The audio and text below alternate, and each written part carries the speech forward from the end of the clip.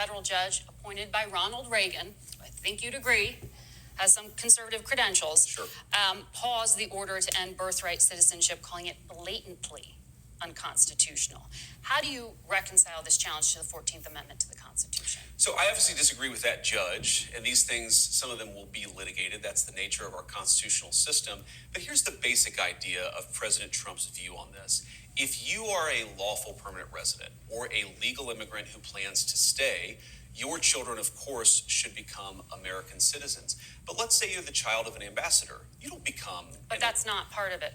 Well, that There's is already a carve-out having an to do with important kids of principle. diplomats. But we're saying that carve-out should apply to anybody who doesn't plan to stay here. If you come here on vacation and you have a baby in an American hospital, that baby doesn't become an American citizen. If you're an illegal alien and you come here temporarily, hopefully, your child does not become an American citizen by virtue of just having been born on American soil. It's a very basic principle in American immigration law that if you want to become an American citizen and you've done it the right way, and the American people in their collective wisdom have welcomed you into our national community, then you become a citizen.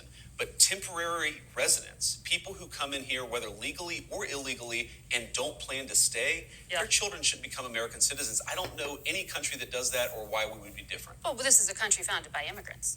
Well, this is a country founded by... This is a unique country. This is a very unique country, and it was founded by some immigrants and some settlers, but just because we were founded by immigrants doesn't mean that 240 years later that we have to have the dumbest immigration policy in the world. No country says that temporary visitors, their children, will be given complete access to the benefits and blessings of American citizenship. America should actually look out for the interests of our citizens first, and that means, again, if you're here permanently and lawfully, your kid becomes an American citizen.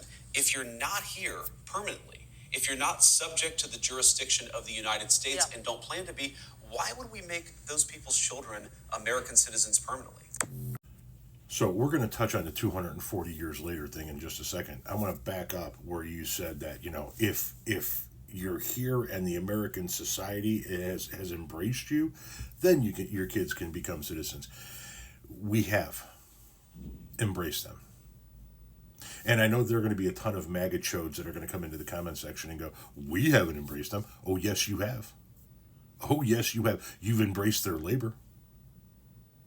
You've embraced their labor when it comes time to buy a head of lettuce, a tomato, an ear of corn, ground beef, chicken breast. When you go to the grocery store and you buy these products, you're embracing their presence. When you go to a hotel room, who do you think cleans up after you? You're embracing their presence. You ever go out to eat? You ever go to a restaurant? Chances are you're embracing their presence. So that's the first thing I would say is we've already embraced their presence. But let's go to that last part there.